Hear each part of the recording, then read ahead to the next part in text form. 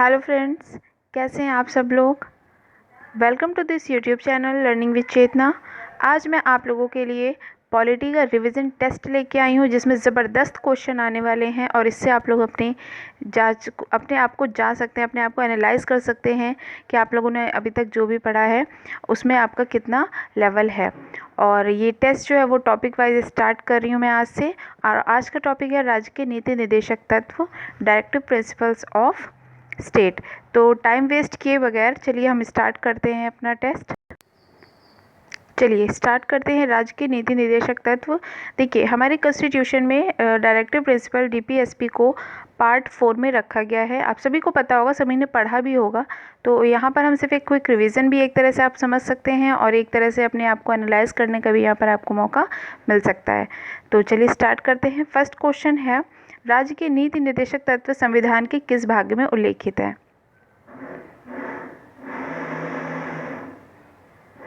हाँ, राज्य की नीति निर्देशक तत्व संविधान के किस भाग में उल्लेखित है? पार्ट 4 में उल्लेखित है। ठीक है। तो आप लोग ये भी बता दीजिए कि नीति निर्देशक तत्व को किस देश से लिया गया है? आयरलैंड। ओके। तो राज्य की नीति निर्देशक डीपीएसपी को हम कहाँ से लिया है, हम लोगों ने कहाँ से अडॉप्ट किया है इसको? आयरलैंड से अडॉप्ट किया है। ठीक है, चलिए नेक्स्ट क्वेश्चन देखिए, नीति निर्देशक तत्वों की व्याख्या किन अनुच्छेदों में की गई है? आर्टिकल है 36 से 51 तक। पार्ट 3 में आर्टिकल 12 से लेकर 35 तक हम लोगों के आते हैं मूल अधिकार, फंडामेंटल राइट्स, और उसके बाद आर्टिकल 36 से लेकर 51 तक क्या आते हैं? डीपीएसपीज आते हैं। ठीक, तो आर्टिकल क्या है? 36 से DPSP.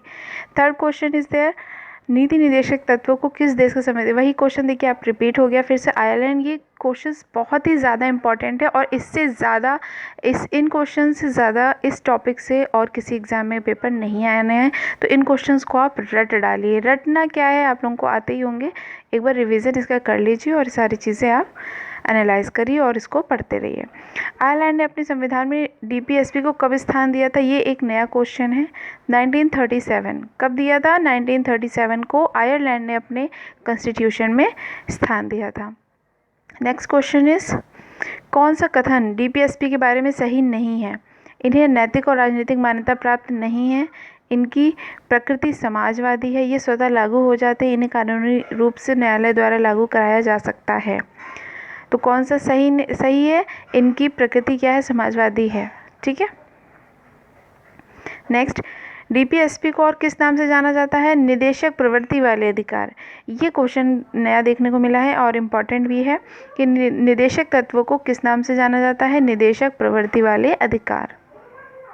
Next question is, DPSP तत्व का डीपीएसपी किसके लिए आधार है?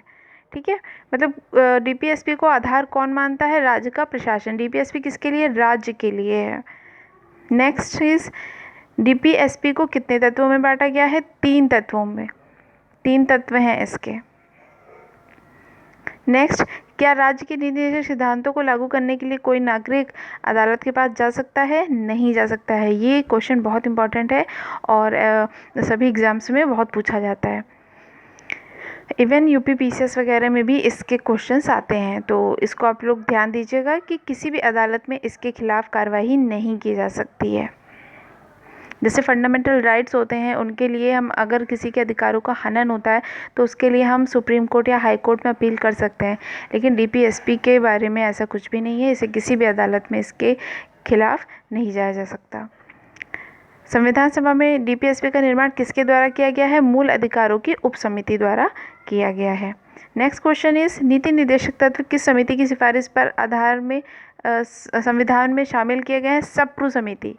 ये क्वेश्चन भी आप लोगों ने नहीं पढ़ा होगा, ये क्वेश्चन भी यहाँ पर नया है, तो इसको आप लोग इम्पोर्टेंट कर सकते हैं मार्क। क्या कि डीपीएसपी की समिति किस समिति पर किया गया है इसको? सप्रू समिति। ओके, सप्रू समिति डीपीएसपी को शामिल करने की सिफारिश किस पर है? सप्रू समिति पर। नेक्स्ट इज, डीपीएसपी एक ऐसा चेक है जो बैंक की सुविधा अनुसार अदा की जाएगी। ये किसने कहा था? केटी शाह ने। ठीक है, केटी शाह। डीपीएसपी एक चेक है जो बैंक की सुविधा अनुसार अदा की जाएगी। ये कथन किसका है? केटी शाह का है। नेक्स्ट क्वेश्चन, डीपीएसपी को अनोखी विशेषता वाला किसने कहा? अंबेडकर ने कहा था, जो हमारे फादर ऑफ कॉन्स्टिट्यूशन है, उन्होंने इसको अनोखी विशेषता वाला कहा है। नेक्स्ट इज, किसने कहा डीपीएसपी का उद्देश्य एक आर्थिक प्रजातंत्र की स्थापना करना है? ये भी डॉक्टर अंबेडकर ने कहा है। ठीक है, नाउ किसने डीपीएसपी को संविधान की आत्मा बताया है? ग्रीनविल ऑस्टिन ने। ये भी इम्पॉर्टेंट क्वेश्चन है ये भी, कि क्योंकि अभी तक प्रस्तावना को संविधान की आत्मा बताया गया और आर्टिकल 32 को अंबेडकर जी ने बोला संविधान की आत्मा है। ठीक है, तो यहाँ पर डीपीएसपी को भी ग्रीनविल ऑस्टिन ने क्या कहा है? संविधान की आत्मा बताया है। नेक्स्ट क्वेश्चन इज, मूल अधिकार और निदेशक तत्वों के बीच पहला विवाद किस मामले में सामने आया था? चंपकम दोरई राजनवाद। देखिए, जो आर्टिकल से संबंधित क्वेश्चंस हैं या फिर किस देश से लिया गया है और किस आर्टिकल में कैसा क्या है, डीपीएसपी किस पार्ट में, ये क्वेश्चंस बहुत पुराने हो गए। वैसे क्वेश्चंस एग्जाम में यूजुअली नहीं देखने को मिलते, आ सकते हैं, इंपॉर्टेंट तो है ही है क्योंकि अभी तक तो वही आ रहे थे, लेकिन जिस तरह से कंपटीशन बढ़ रहा है तो नए नए क्वेश्चंस भी प्रिपेयर करने चाहिए हम लोगों को। तो ये सारे क्वेश्चंस जो हैं वो बहुत मुश्किल से ढूंढने हैं और आप लोगों के लिए मैं यहाँ पर लेके आई हूँ। तो आप लोग इसको नोट करते चलिए साथ में कि मूल अधिकार और निदेशक तत्वों के बीच पहला विवाद किस मामले में आया था? चंपकम दोरई राजनवाद। नेक्स्ट इज, किस वाद में कहा गया था कि मूल अधिकार और डीपीएसपी एक दूसरे के पूरक है? मिनर्वा मिल्स में एक दूसरे के एक दूसरे के सप्लीमेंट्री बताया गया है। मूल अधिकारों और नीति निर्देशक तत्वों को एक दूसरे का सप्लीमेंट्री बताया गया है। फिर नेक्स्ट क्वेश्चन क्या है कि किस संशोधन में डीपीएसपी को मूल अधिकारों के अनुच्छेद 14, 19 और 31 पर वरीयता दी गई है? 42 अमेंडमेंट वैसे भी हमारे कॉन्स्टिट्यूशन का बहुत ही इम्पॉर्टेंट अमेंडमेंट है, जैसे छोटा संविधान भी कह सकते हैं। तो उसमें ही ये कहा गया है कि आर्टिकल 14, 19 और 31 पर वरीयता दी गई है। किसे? डीपीएसपी को।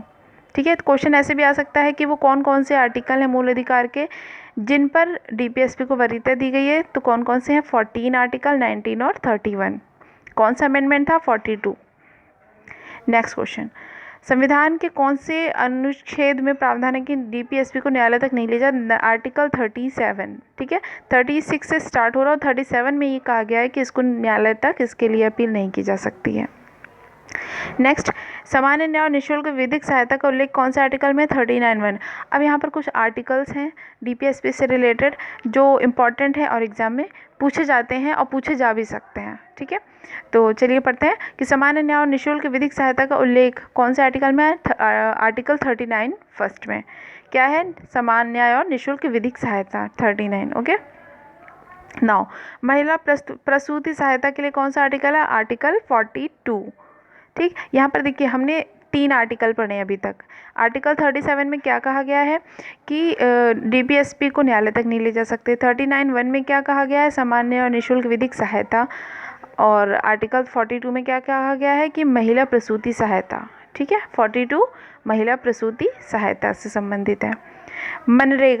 मनरेगा बहुत ही इम्पॉर्टेंट है, आर्टिकल है हर एग्ज़ाम के पॉइंट ऑफ व्यू से।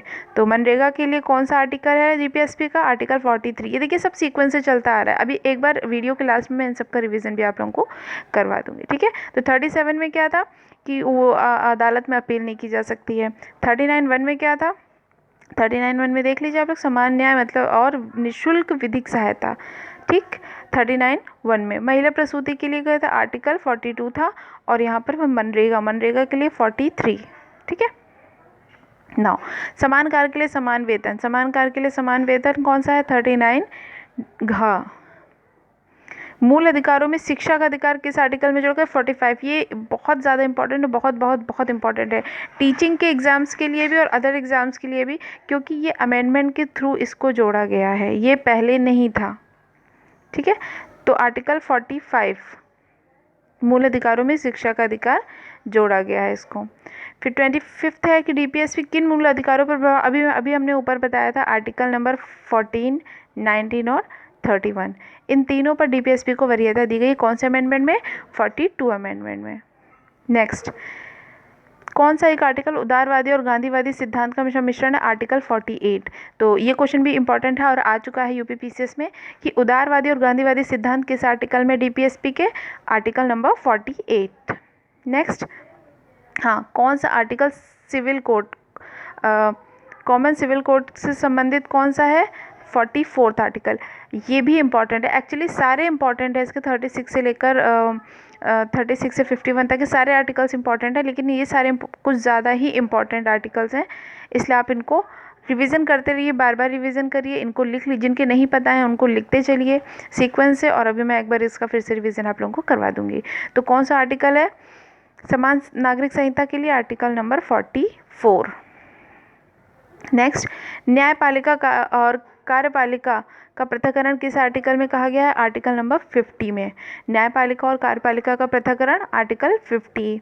नाउ अंतर्राष्ट्रीय शांति सुरक्षा 51 आर्टिकल में। अंतर्राष्ट्रीय शांति सुरक्षा आर्टिकल नंबर 51। नेक्स्ट, कौन सा सुमेलित नहीं है? ठीक है, आर्टिकल 41 कृषि एवं पशुपालन का संगठन, आर्टिकल 40 ग्राम पंचायतों का संगठन, आर्टिकल 44 समान सिविल संहिता, अभी हम लोगों ने पढ़ा इसको कि ये तो सही है, और 39A में क्या था?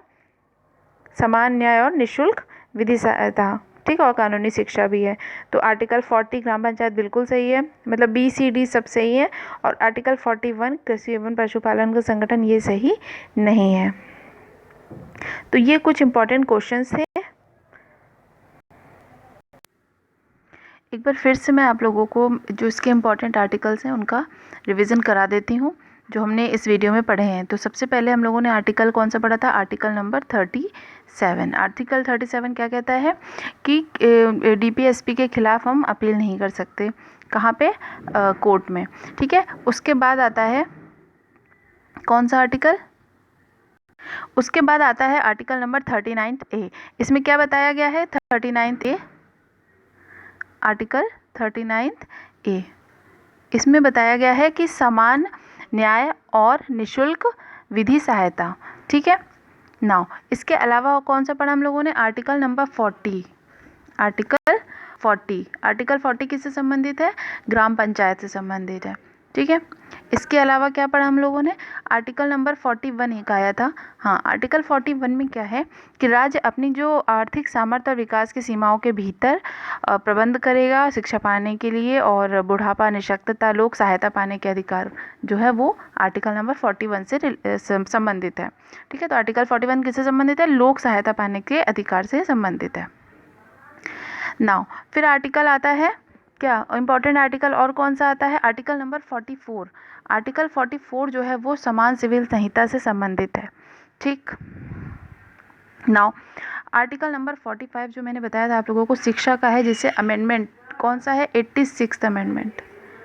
86th अमेंडमेंट से इसको हमारे कॉन्स्टिट्यूशन में जोड़ा गया है, मूल अधिकार में इसको ऐड किया गया है। कौन सा आर्टिकल है? 45 है, शिक्षा के अधिकार से संबंधित है। कौन सा अमेंडमेंट था? 86th अमेंडमेंट, ठीक है।